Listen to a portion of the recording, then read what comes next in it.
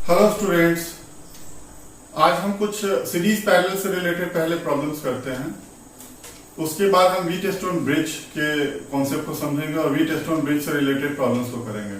But उसको करने के पहले एक बड़ा इंपॉर्टेंट चीज था जो लास्ट वीडियो लेक्चर में मैंने आपको बताया था कि अगर किसी प्लेन वायर में अगर हम बात करते हैं, अगर सेम पोटेंशियल पे कोई प्लेन वायर होता है तो उसके अंदर क्या होता है कि करंट फ्लो करता है और उस करंट की वैल्यू आपको कैलकुलेट करनी होती है।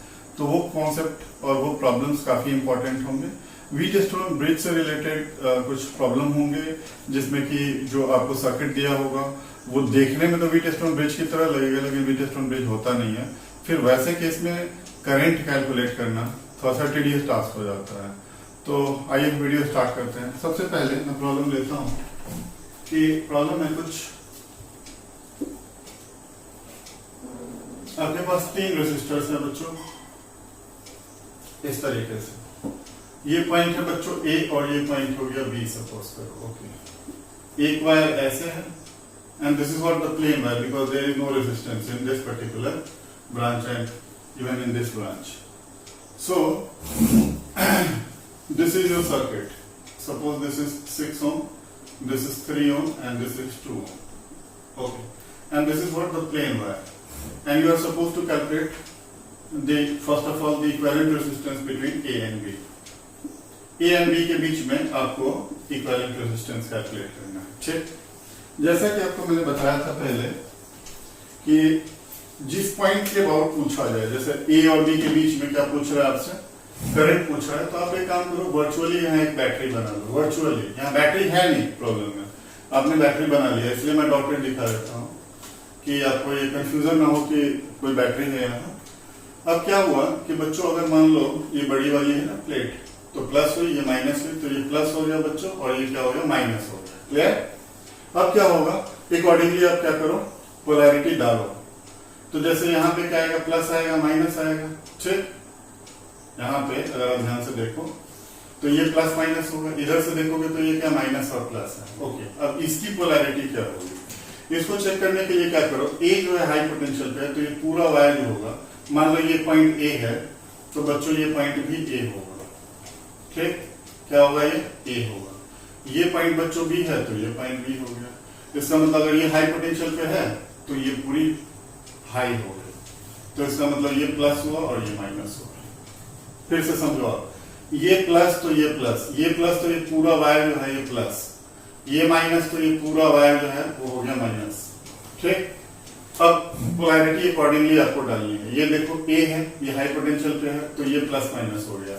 ठीक, उसके बाद आप ध्यान से देखो, ये माइनस है तो ये माइनस कैरी किया ये वायर। अगर बी था ये है ना, तो ये पॉइंट बी हुआ, इसका मतलब क्या है, ये निगेटिव है, तो इन दोनों को निगेटिव देगा तो ये प्लस हो गया। अब देख के क्लियर पता लग रहा है, plus minus minus plus plus minus. इसका मतलब अगर रिपीटेशन ना हो, अगर आप ध्यान दो, सीरीज और पैरेलल कॉम्बिनेशन का बात करते हो, तो आपको याद करा देता हूँ कि सीरीज में बच्चों क्या था कहानी हमारा, कि सीरीज में कुछ ऐसा रेजिस्टेंस था। ठीक, ओके, और आपको इसमें आपने क्या किया, इसको बैटरी से कनेक्ट कर दिया था। जैसे बैटरी से कनेक्ट किया था बच्चों, तो क्या हुआ था कि ये प्लस था और ये माइनस था, तो इस पे प्लस आया, माइनस आया। अगला जो रेसिस्टर होगा इसको क्या मिलेगा, प्लस और माइनस। ओके, यहाँ एक बात और ध्यान रखना, एंटायर सर्किट में इस तरीके से अर्निंग भी की होती है कि कोई अगर एक्स्ट्रा मान लो चार्ज आ जाता है, तो एक्स्ट्रा चार्ज आने की वजह से क्या होगा, ग्राउंड में चला जाएगा, है ना, हमारा सर्किट डैमेज नहीं होगा। ओके, तो इसका मतलब अगर माइनस के बाद, ये देखो आप, माइनस के बाद अगर क्या है, प्लस है, तो इसका मतलब सीरीज कॉम्बिनेशन बन रहा है ना। और इस वाले में आपको बताया था मैंने कि क्या सेम होता है, करंट सेम होता है, बट क्या डिफरेंट होता है, वोल्टेज डिफरेंट होता है ना, V1 और V2। अगर आप ध्यान दो तो पैरेलल कॉम्बिनेशन में क्या पढ़ा था हमने, कि पैरेलल कॉम्बिनेशन में सपोज करो ये आपके पास, ये मैं भी मिटा दूंगा आपको समझाने के लिए बता रहा हूँ।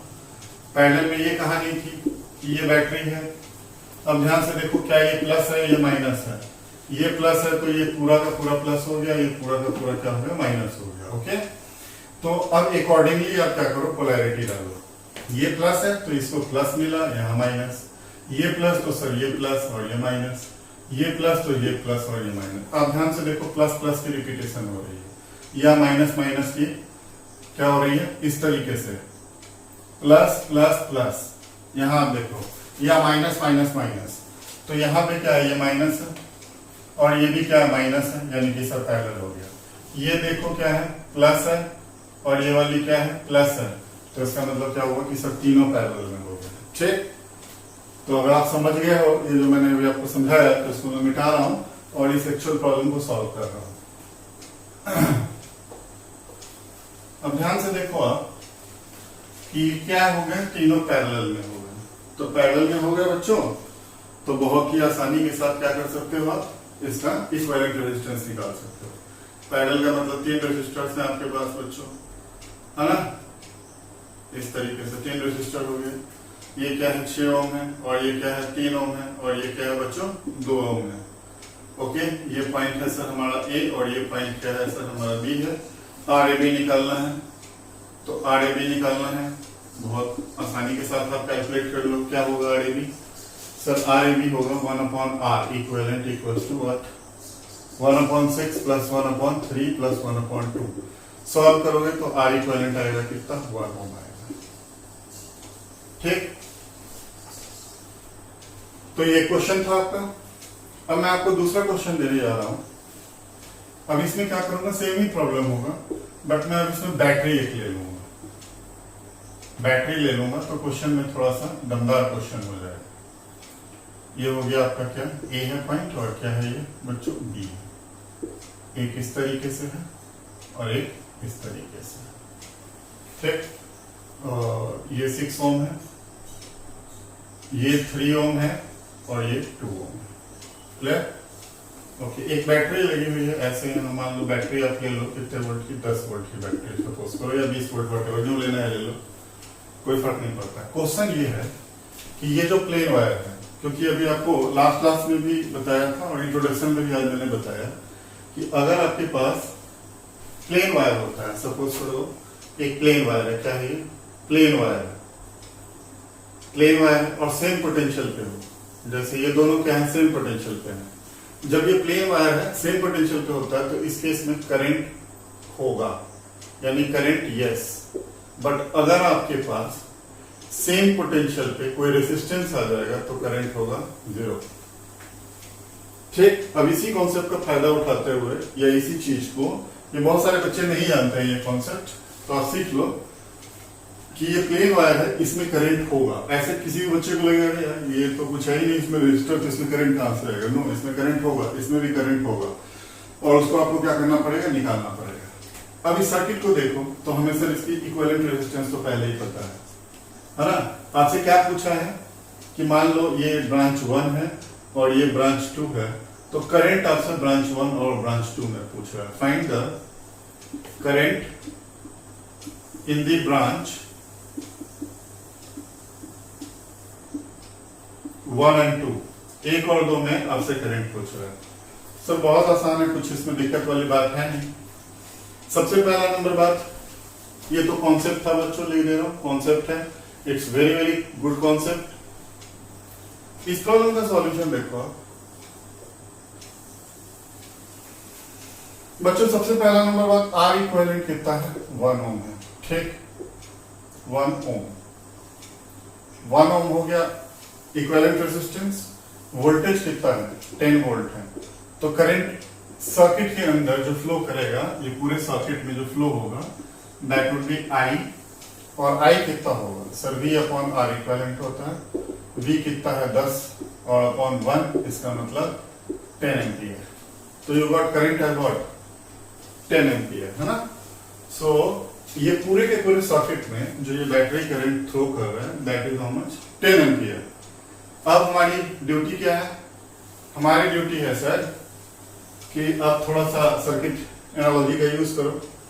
बच्चों ये 10 वोल्ट है, तो क्या यहाँ 10 वोल्ट हो गया, दिस इज व्हाट, 10 वोल्ट। ये 0 वोल्ट, तो ये 0 वोल्ट सर, यहाँ 0 वोल्ट हो गया। ओके, अब देखो ये 10 वोल्ट, तो क्या ये 10 वोल्ट यहाँ कैरिड आउट होगा।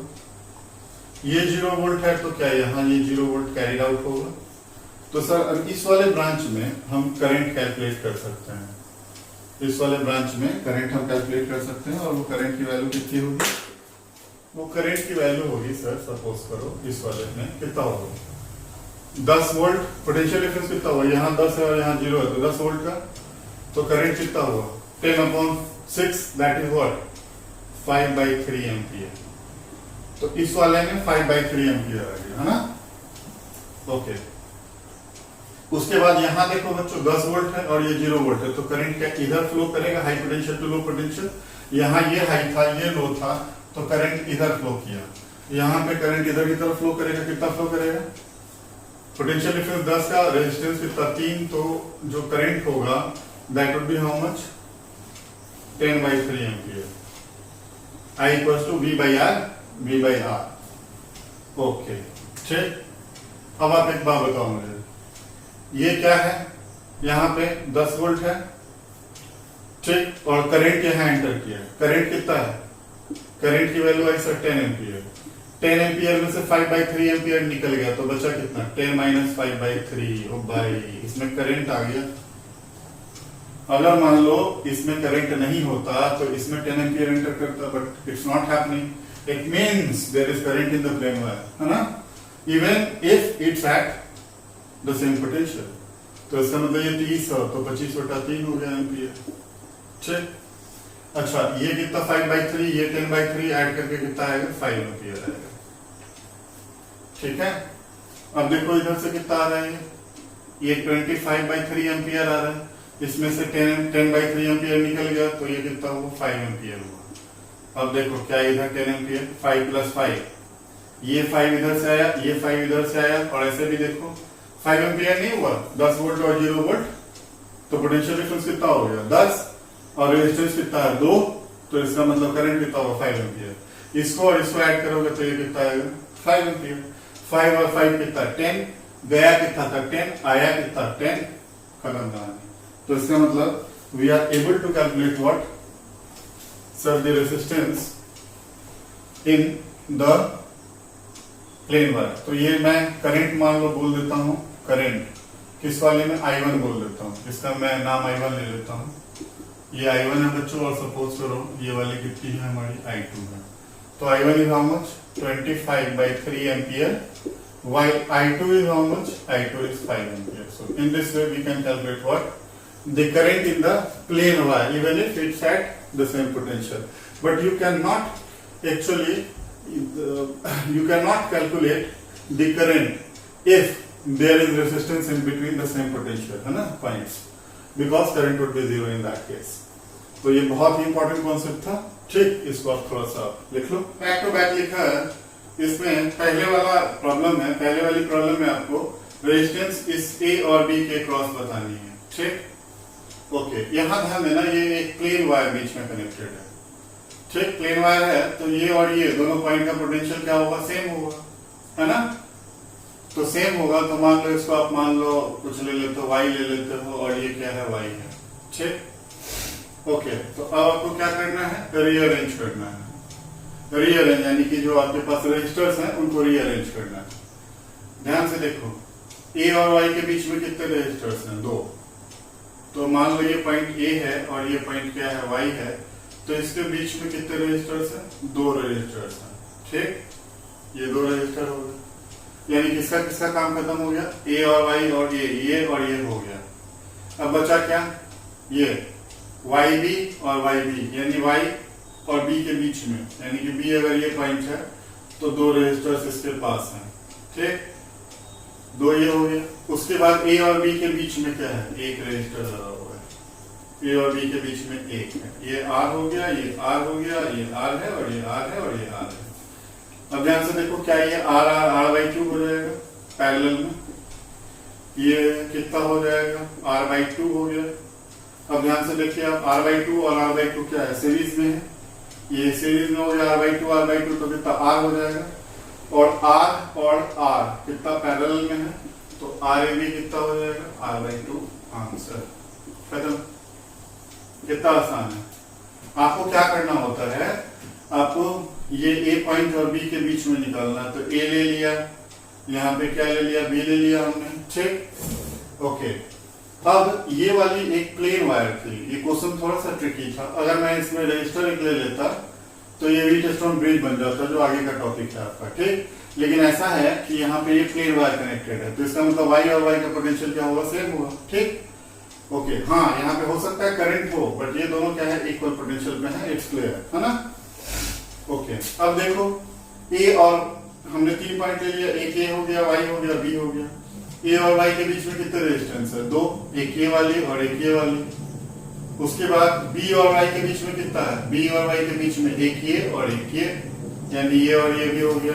ठीक, अब देखो ए और बी के बीच में कितना, एक है, तो इसको लगा लिया आपने।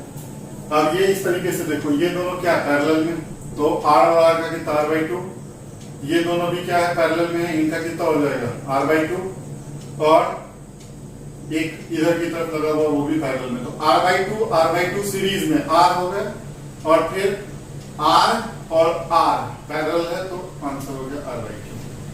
अब ये क्वेश्चन है अगेन उसी कॉन्सेप्ट पे बेस्ड है कि सेम पोटेंशियल पे करंट जो होता है प्लेन वायर के अंदर होता है, और वो कैलकुलेट करना। नॉर्मली इसमें आंसर दे देता है कितना, 0, और आप आंसर 0 मान के आ जाते हो। ठीक, बट आपको थोड़ा सा यहाँ पे ध्यान देने की क्या है जरूरत है। अब मान लो कि मेरे से पूछा गया ये एलिमेंट है 6 4 3 4 और ये 20 वोल्ट है। ठीक, मुझे इसके क्रॉस करंट बताना है। ओके, तो एक चीज क्लियर हो गया, और वो क्या है कि सर ये प्लस है और ये माइनस है। ठीक, तो ये प्लस होगा, माइनस होगा, प्लस होगा, माइनस होगा, प्लस होगा, माइनस होगा, प्लस होगा, माइनस होगा। क्लियर बच्चों, ये 20 वोल्ट है, तो क्या यहाँ 20 वोल्ट हो गया, और यहाँ क्या 0 वोल्ट हो गया, ये 20 वोल्ट और ये 0 वोल्ट। ओके, मैं अगर यहाँ पोटेंशियल निकाल लूं तो जो यहाँ पे पोटेंशियल होगा वही यहाँ होगा, क्योंकि प्लेन वायर है, पोटेंशियल सेम होता है। इसको कुछ ले लो, मान लो ये y और y है, तो y की पोटेंशियल बच्चों मुझे निकालनी पड़ेगी। ठीक, इसके लिए क्या करेंगे, y की पोटेंशियल निकालने के लिए मान लो इस वाले ब्रांच में करंट मैंने ले लिया, इस वाले ब्रांच में मान लो करंट जा रहा है I1, और इस वाले ब्रांच में करंट जा रहा है कितना, I2। ये अननोन पोटेंशियल है बच्चे। ठीक, अब इसका जुगाड़ ये है कि आप इसको, सबसे पहला नंबर बात कि आप इसको रीअरेंज कर दो। रीअरेंज करोगे सारा कहानी क्लियर हो जाएगा। मान लो बच्चों इसको पॉइंट लेते हैं A, और ये हो गया B, और बीच में क्या है, Y है, तो हमारे पास कितने पॉइंट हो गए सर, 3 हो गए। एक A है सर, ये B है, और ये Y हो गया। क्लियर, A और Y के बीच में एक रेजिस्टर लगा हुआ। ठीक, कितना है, 6 वोल्ट का, A और Y के बीच में, और फिर A और Y के बीच में एक दूसरा लगा हुआ है। दो तीन मेथड से कर सकते हो, it's a very simple problem. अलग अलग मेथड्स हैं इसके, जो आपको सूट करता है। मैं तो फिलहाल एक ही बताऊंगा, अदरवाइज आपके पास एक दूसरा ही बता देता हूँ। ये कितना हो गया 6 ओम, और ये कितना हो गया 3 ओम। ठीक, एक ये Y और B के बीच में, और एक ये 4 और 4 4 ओम 4 ओम। करंट में थोड़ा डेटा बड़ा इंपॉर्टेंट हो जाता है। अगर डेटा कोई भी रजिस्टर गड़बड़ ले लोगे तो क्या होगा, बहुत लेंदी हो जाएगा, कैलकुलेट करने में दिमाग खराब हो जाता है। ठीक है, तो डेटा ऐसा होना चाहिए जो आसानी के साथ हो जाए।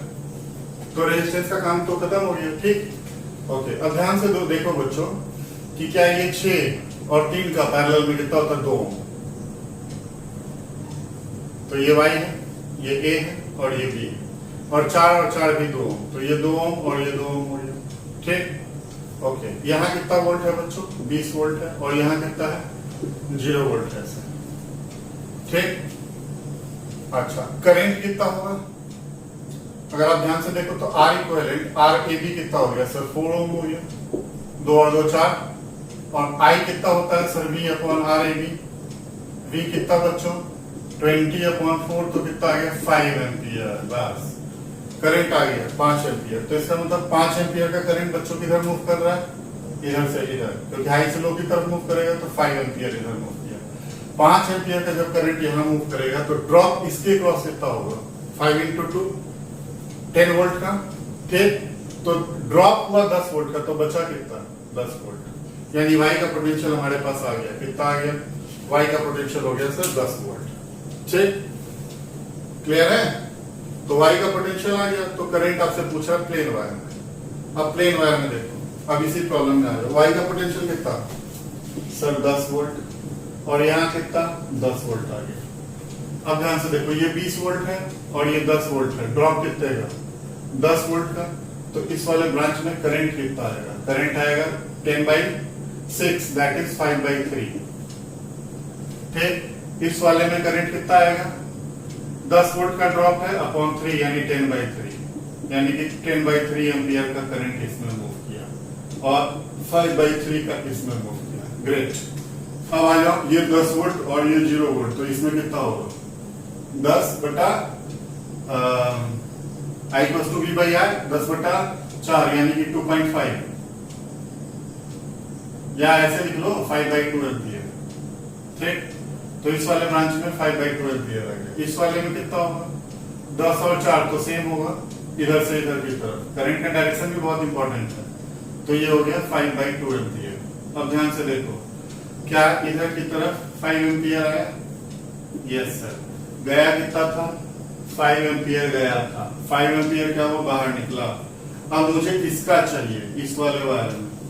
इस वाले वायर में चाहिए, तो इधर कितना है? 10/3 है, और इधर कितना निकल गया? 5/2 निकल गया, जो बच गया वो इधर हो गया। समझ गया? मतलब मेरे कहने का मतलब ये है कि आया कितना था? आया था, कितना आया है? 10/3 एम्पियर। 10/3 एम्पियर। ठीक, ओके। और इधर निकल कितना गया? 5/2 निकल गया। तो इसमें क्या है? I है। तो किरचॉफ फर्स्ट लॉ लगा दो, -10/3 - 5/2 इक्वल्स टू व्हाट? I। तो I कितना हो गया यहाँ से? I हो गया यहाँ से 20 माइनस कितना? 15/6, तो ये आ गया 5/6। तो आंसर इज व्हाट? 5/6 है। It's a very good question, है ना? क्वेश्चन में कुछ खास नहीं था, बट क्वेश्चन काफी इंटरेस्टिंग है। आपने यहाँ पे फाइनली ये चीज सीखा, या फिर से एक बार बता देता हूँ, कोई दिक्कत नहीं है, जल्दीबाजी नहीं है। ये 20 वोल्ट की बैटरी थी बच्चों हमारे पास, ठीक, और ये अरेंजमेंट कुछ ऐसा दे रखा था। मुझे इस प्लेन वायर के अंदर करंट चाहिए था। करने के लिए क्या किया हमने? सबसे पहले रीअरेंजमेंट का सहारा लिया, और यहाँ पोटेंशियल सेम होगा, ये वाई तो ये वाई, तो यानी ये वाई ले लिया। अब ये दोनों और ये दोनों पैरेलल आपस में क्या होंगे? सीरीज होंगे।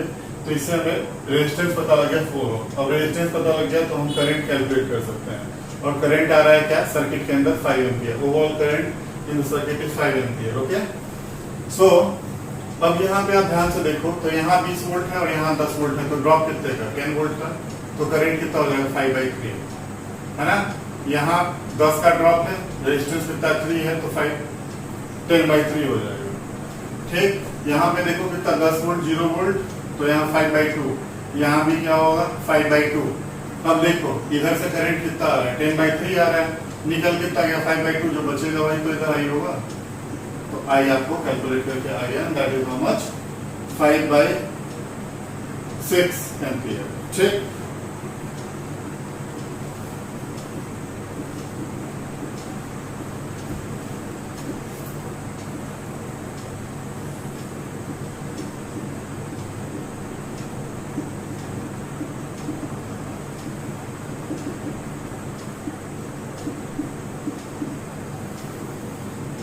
बच्चों ये क्वेश्चन है हमारा इनफाइनाइट लैडर प्रॉब्लम इसको बोलते हैं, या इनफाइनाइट सीरीज प्रॉब्लम बोलते हैं।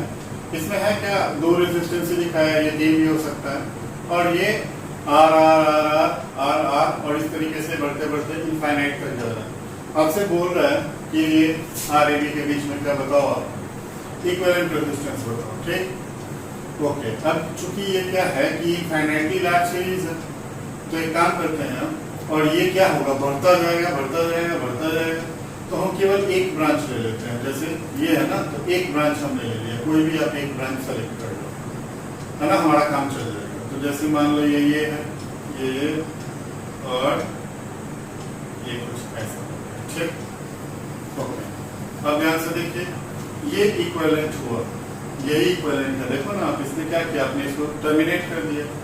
अब जैसे आपने टर्मिनेट किया तो क्या हो गया? ये और ये टर्मिनेट करने का मतलब ये तो बढ़ता जाएगा, तो कहीं रोकना पड़ेगा। मैंने ये रोक दिया किससे? x से। और यही क्या है? इक्विवेलेंट रेजिस्टेंस है। यही क्या है बच्चों? इक्विवेलेंट रेजिस्टेंस है, क्योंकि इसी तरीके से ये आगे बढ़ता जाएगा, लैडर में बढ़ता जाएगा। तो इसको हमने x मान लिया, ये x आपका इक्विवेलेंट रेजिस्टेंस है। बाकी ये r और r है। अब आप ध्यान से देखो, कुछ क्वेश्चन में रह नहीं गया। ये दोनों क्या है? पैरेलल में। क्या है? पैरेलल में। और ये पैरेलल कॉम्बिनेशन इसके साथ क्या है? सीरीज में। ठीक, बस कुछ रहा नहीं इसमें।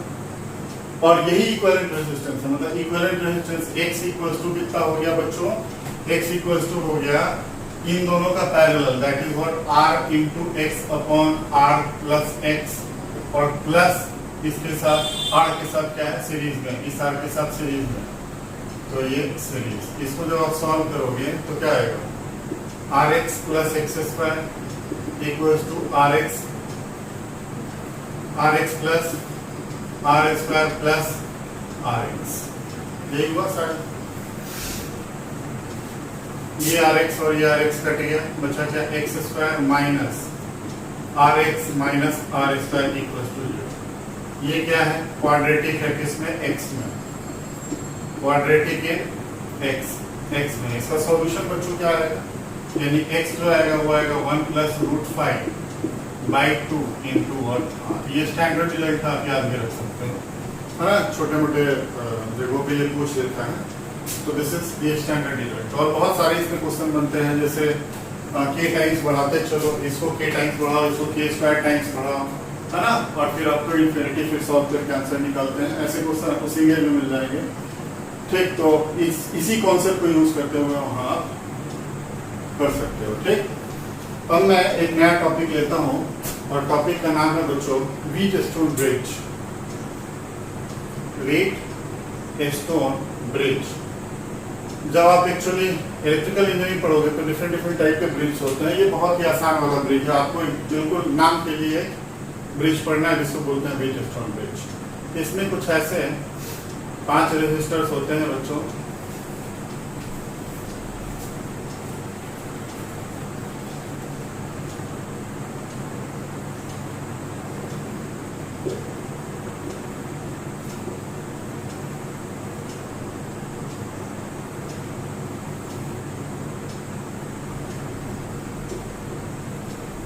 ये मान लो रेजिस्टेंस R1 है, ये R2 है, ये R3 है, ये R4 है, और बच्चों ये R5 है।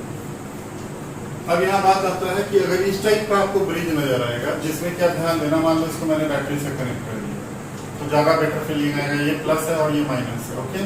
मान लो वोल्टेज आपने भेजा V वोल्टेज आपने भेजा।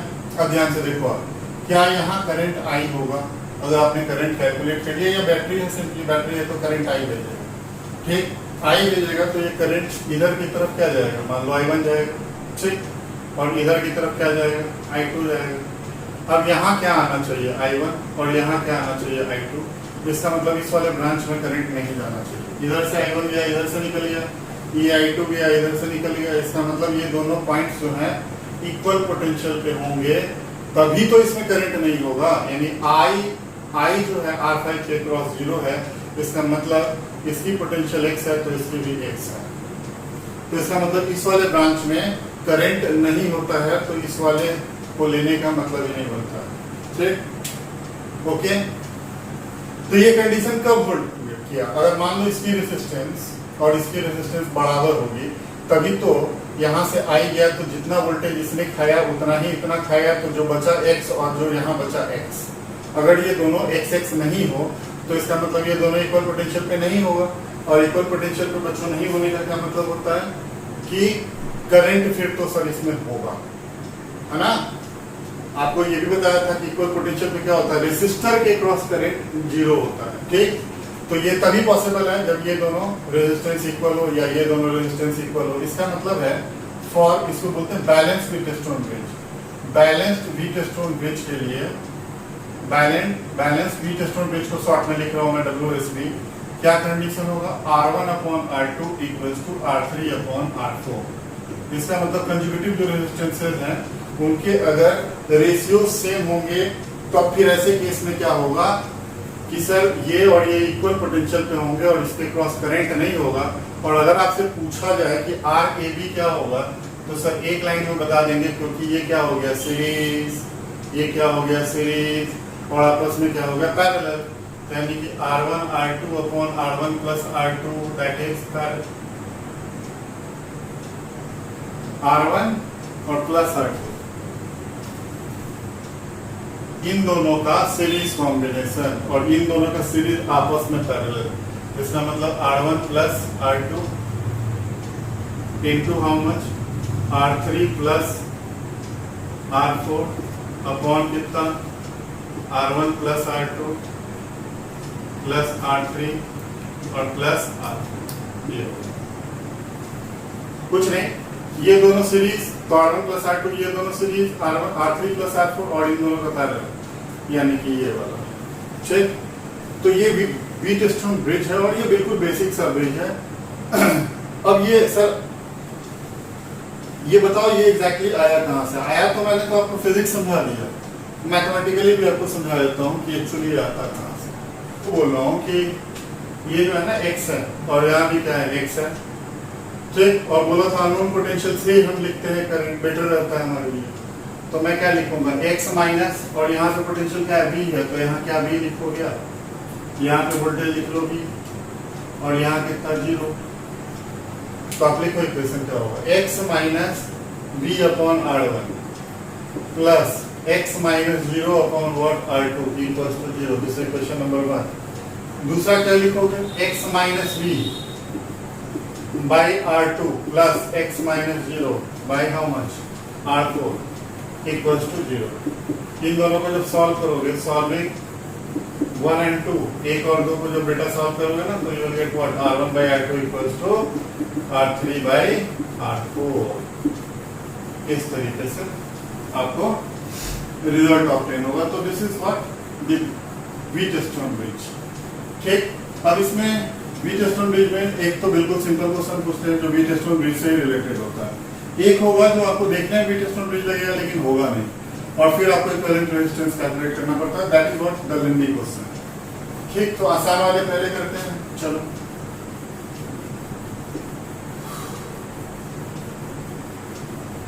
लगा हुआ है, मान लो ये C है और ये D है।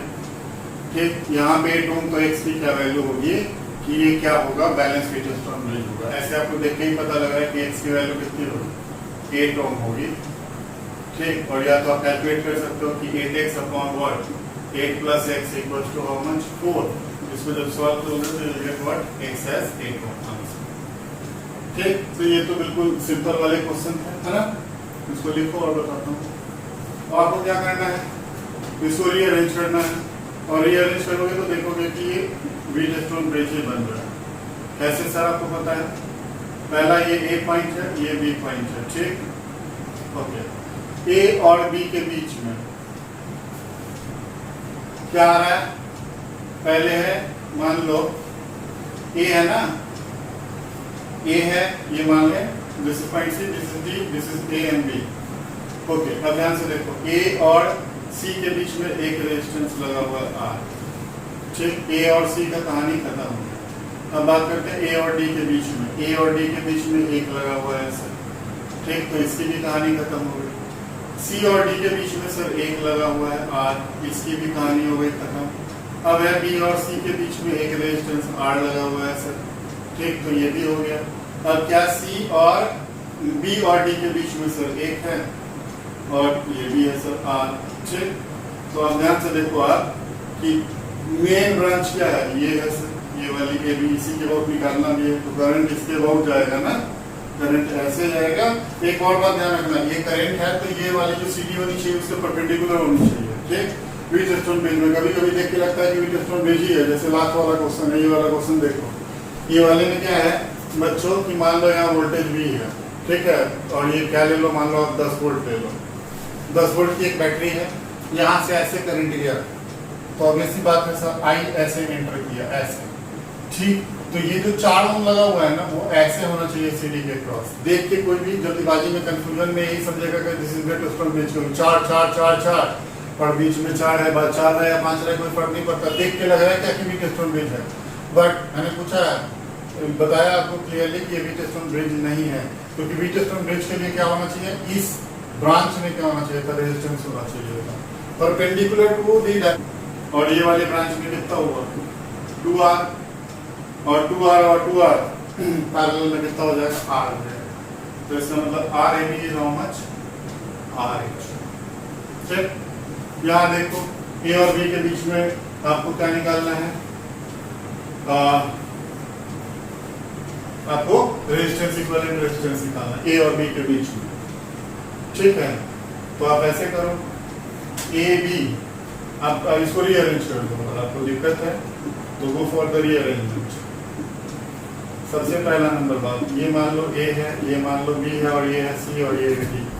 अब आप ध्यान से देखो, आपको फील आएगा ए और बी के बीच में, सर ए और बी के बीच में एक रेजिस्टेंस है ऑलरेडी, ए और बी के बीच में। अब देखो बी और ए और सी, ए और सी, ए और सी, ए और सी, यस सर, ये वाली है ए और सी, यानी कि ये हो गया सर। ये वाला हमने पहले, ये वाला हमने ए और सी कर लिया, ए और बी कर लिया, ठीक। ओके, ए और डी के बीच में देखो, ए और डी के बीच में एक आर है, ले लिया, यानी इसकी भी कहानी खत्म हो गई। ओके, नेक्स्ट है वो क्या है हमारा, नेक्स्ट है हमारा सी डी, सी और डी के बीच में सर एक ये भी हो गया, यानी सी और डी वाला भी हो गया।